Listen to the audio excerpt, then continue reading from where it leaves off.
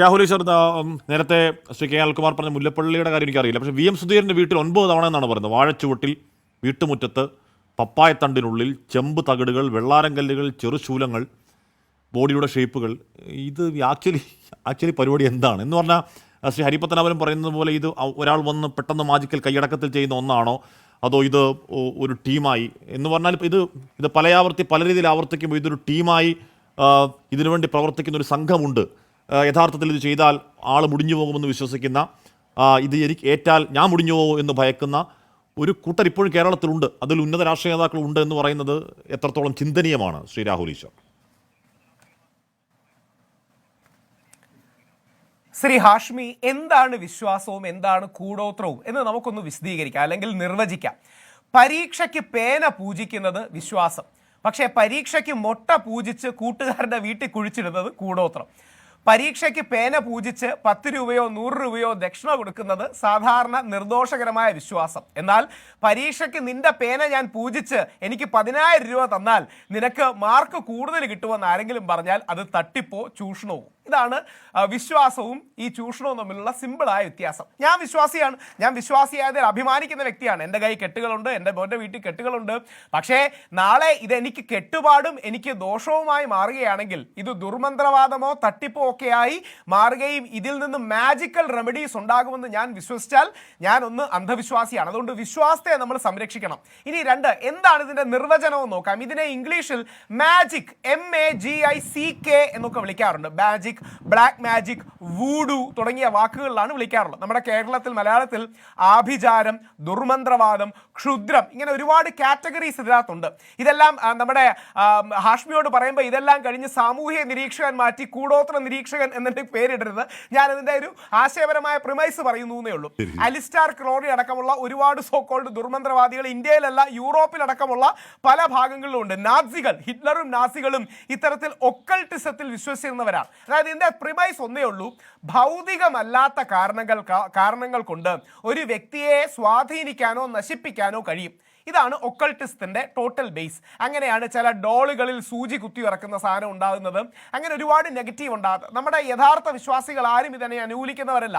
ശ്രീനാരായണ ഗുരു കായികമായി പോലും, അതായത് ഫിസിക്കലി പോയി ദുർമന്ത്രവാദത്തിൻ്റെ ഒരു നിലപാട് അടിച്ച് തകർത്തു, അല്ലെങ്കിൽ അവിടുത്തെ ഒരു പ്ലാറ്റ്ഫോം ഇല്ലാതാക്കി എന്ന് വരെ നമ്മുടെ ചരിത്രമുണ്ട്. അതായത് ശ്രീനാരായണ ഗുരുദേവനെ പോലെ ലോക ഗുരുവായ ഒരു മനുഷ്യൻ വടിയെടുത്ത് ഇത് തല്ലി തകർത്തു എന്ന് പോലും ഉണ്ട്. ഇതിൻ്റെ മറ്റൊരു ഭാഗമാണ് യേശു ക്രിസ്തു, എൻ്റെ പിതാവിൻ്റെ ഗ്രഹം നിങ്ങൾ കച്ചവടക്കാരാക്കി മാറ്റിയിരിക്കുന്നു. ഇതേപോലെ ഒരുപാട് എക്സ്പ്ലോയിറ്റേഷൻ വരുന്നതുകൊണ്ടാണ്. അപ്പോൾ ഇത്തരം കാര്യങ്ങൾ വളരെ ഗൗരവമാണ്. പിന്നെ അനിൽകുമാർ സാർ പറഞ്ഞതിൻ്റെ സ്പിരിറ്റിനോട് യോജിച്ചുകൊണ്ട് തന്നെ 1976 ഈ സയന്റിഫിക് ടെമ്പർ, ആ 42ാം അമെൻമെന്റിന്റെ ഭാഗമായി കൊണ്ടുവരുന്നത്. അത് വളരെ നല്ലതുമാണ്.